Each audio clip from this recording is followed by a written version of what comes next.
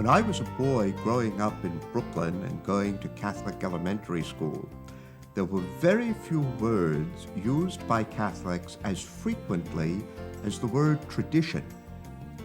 But in those days, tradition popularly seems to have meant for most Catholics the story of how nothing had changed in the course of 1900 years. That essentially everything we did and said, the ways we prayed, were the things that Christians had said and done and the ways in which Christians had prayed since the time of Jesus. Tradition meant that over the course of centuries, nothing changed.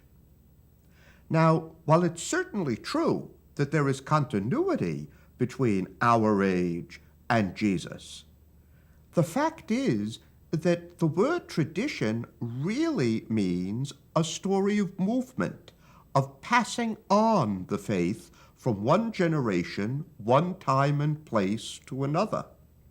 Therefore, the real meaning of tradition is not a story of how nothing has changed, but a story of movement and change and growth and development. That's a very big shift in the way in which the word is used among Catholics. And some Catholics have, in the course of the last quarter of a century, found the shift disconcerting. Indeed, some Catholics seem to think that the way in which to guard a tradition is to make certain that nothing does change, whereas in fact, that's the way to betray a tradition. Cardinal Newman, the great 19th century Catholic convert and theologian, wrote in his essay on the development of Christian doctrine in 1845 that in realms above it may be otherwise, but here below to live is to change, and to be perfect is to have changed often. In order to say what one has always said, it is necessary to say it in a new way, and frequently to say it in many new ways over the course of a long period of time. Perhaps an image will help explain what I mean. If you can imagine someone who manages a store, famous for always being at the forefront of fashion, if you can imagine that manager deciding that because the store has always been in the forefront of fashion, the best way to keep it there would be to make certain that no one ever changed the displays in the store windows again, you would have an inkling of what I mean about tradition's misuse. That in order to stay where one has always been, one has to change constantly. If the manager of that store wants to make certain that the store remains at the forefront of fashion, the manager is going to have to change what appears in the store windows with great frequency. As a matter of fact, I think that one of the best statements about tradition that I know of comes from Lewis Carroll's Through the Looking Glass. In Through the Looking Glass, at one point, Alice is talking to the Red Queen, who suddenly grabs her arm and says, "Run, quickly." And they begin to run and run and run, and the Queen keeps saying, "Faster, faster, faster, faster." And Alice can scarcely go another step when the Queen finally says, "Stop." And Alice falls to the ground, breathless. As she looks around, she realizes that they're precisely where they were when they started running. And she says to the Queen, "But we didn't go anywhere." To which the Queen replies, "My dear, here, if you want to stay where you are, you must run as fast as you can. If you want to go somewhere else, you must run even faster." Well, in order to stay faithful to the tradition, in order to stay where we have been, we have to change as fast as we can. The story of tradition is the story of how the Church has run as fast as it can for nearly 2,000 years. And any attempt to freeze frame that story, to stop motion it, to turn it from a motion picture into a photograph, is to betray tradition, not to keep it alive. To understand tradition, therefore, it's helpful to look at two very closely related ideas, often spoken about among Catholics. One of those is a very ancient idea, the communion of saints, and the other is an idea that only began to appear in Catholicism and to be widely accepted by Catholics thanks to the influence of Cardinal Newman in the last century, the idea of the development of doctrine. That doctrine grows and changes and develops in the course of the Church's life. To really understand the communion of saints, I suggest we get rid, for a moment at least, of the idea of that communion being a kind of savings and loan association, in which we have those people who are still contributing here on earth, those people who have retired, as it were, to a kind of spiritual Florida with lots of capital in the bank, the saints, and then those people who unfortunately went bankrupt along route and are in purgatory.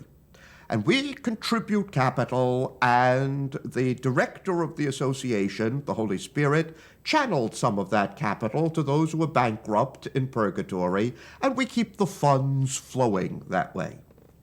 That kind of mythic notion of the communion of saints serves some purposes, but I don't think it's very helpful in the long run.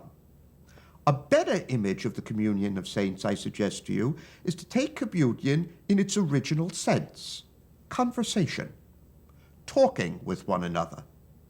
That in fact, to become part of the communion of saints is to enter a conversation between the living and the dead, which has gone on for almost 20 centuries.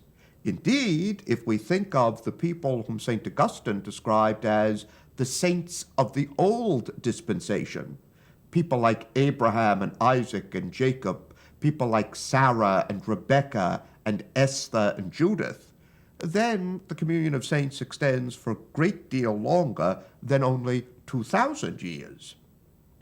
In this conversation, people who have lived at various points in the Church's life, in various cultures, in various places and ages, have an opportunity to enter into conversation with one another. And that conversation is what prevents any one of us from falling into what G.K. Chesterton, the delightful Catholic essayist earlier in this 20th century, described as the most degrading of all forms of servitude, by which he meant, he said, being simply a child of one's time. What is it that prevents us from being simply late 20th century North Americans? It is our capacity to speak to people who are not North Americans and who don't live in the late 20th century. It is a conversation across time and across geography. That conversation allows tradition to remain rich and vital. It's what allows the faith to be passed from one period to another. But as it passes, the faith must be re-expressed, because the insights, the styles of prayer, the ways of Christian living, the kinds of community, the sort of liturgy that we celebrate together, that worked beautifully in Europe in the Middle Ages, may not be terribly appropriate to Africa in the 20th century. What is splendid for Catholics in North America in the 20th century might have been quite unintelligible to Catholics in Latin America in the 17th century. The fact is that different times and places require different ways of saying the same thing. That's what is meant by development of doctrine. That's what Newman meant when he said that to live is to change, and to be perfect is to have changed often. in order to fully explore the enormous richness of the mystery of God revealed to us in the life and death and destiny of Jesus of Nazareth, and which continues in our own lives, individually and communally, because of the presence of the Holy Spirit in our lives, to fully explore that mystery requires the entire history of humanity. In no particular time or place can the fullness of that mystery find expression in any particular doctrinal formula or style of religious education or way of prayer or kind of lifestyle. The fact is that that mystery requires the full range of human experience, which is why each generation must be willing to enter into conversation with the generations before it. We are never free to start fresh in the church, but neither are we free to stand pat in the church. This conversation, this communion of saints, is of course what also prevents the tradition from devolving into strange aberrations and merely cranky forms of superstition. It's the reason why in every generation, women and men of faith must set out together to explore the richness of the mystery, and to explore it not just by thinking and talking about it, but by attempting to pray it and live it. And it is the sharing of that experience with one another in our own time and place, and comparison of our way of living with previous times and places, that allows us to say that we are part of the tradition. You see, therefore, it is never enough to simply hold to the faith, or maintain the faith, or keep the faith, because the only way in which we can truly live the faith is by developing the faith, passing on the faith, and allowing the faith to grow through our own experience and the experience of our contemporaries. This requires great discernment on the part of all believers. And it is that process of discernment that goes on in the Church's magisterium. Magisterium does not mean that there are some persons in the Church who, by the grace of office, have the privileged access to the truth of the faith, and who, in some extraordinary way, know the faith fully.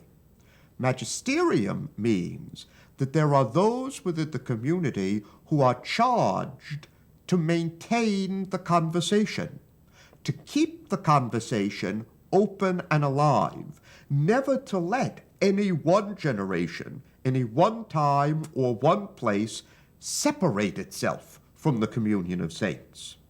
Which is why it is to those persons in the community who are charged with maintaining the fullness of the life of the community that we also see the office of magisterium lived out in. I mean, of course, the College of Bishops throughout the world, with the Bishop of Rome, the Pope, as the head of that college. But it certainly does not mean that the magisterium has a truth, a yardstick, against which everybody else's expression of the faith, everybody else's way of living the faith is measured. It means that the magisterium keeps the conversation alive. Once again, we are dealing with a story of growth and change and development, not a story about stasis and standing pat.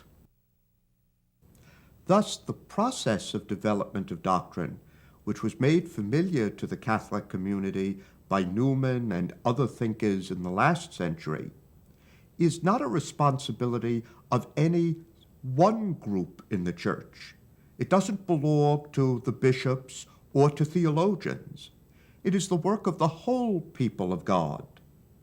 Every time a homily is preached, every time a religion class is taught, every time parents teach their children to pray, every time we come together to celebrate the Eucharist, every time a theologian teaches a class, every time a bishop addresses his community, every time the Pope speaks to the Church at large, doctrine is being developed.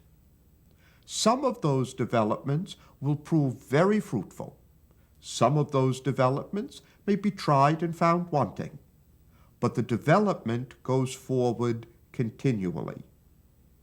The worst disservice that we can do in our time to fidelity to the Catholic tradition would be to try and freeze that tradition.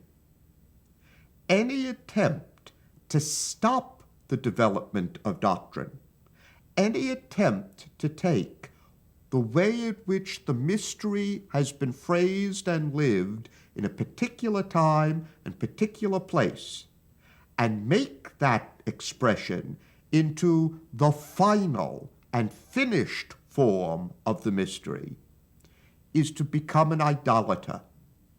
It is to fall into the mistake of reducing God to one particular form of our experience of God. That is why very often people invoke tradition today in ways that betray tradition.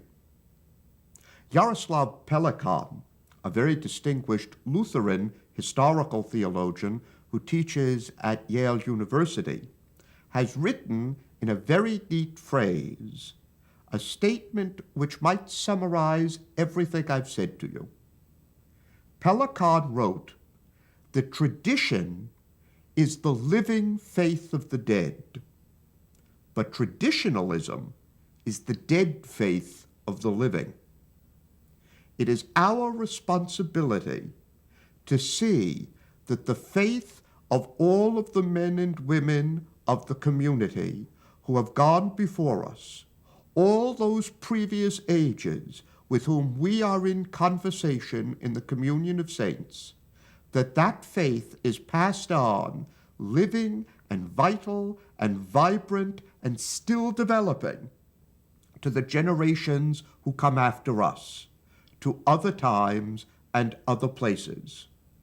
Any attempt to reduce the faith to what we were taught in the Catechism, or what was said in the Baltimore Catechism, or the way in which it was celebrated when we were young, or how it was when we were growing up, is to insist that the mystery be short-circuited. It is to make tradition into the dead faith of those now living. Traditionalism may be a very deep heresy, but tradition remains a very great gift.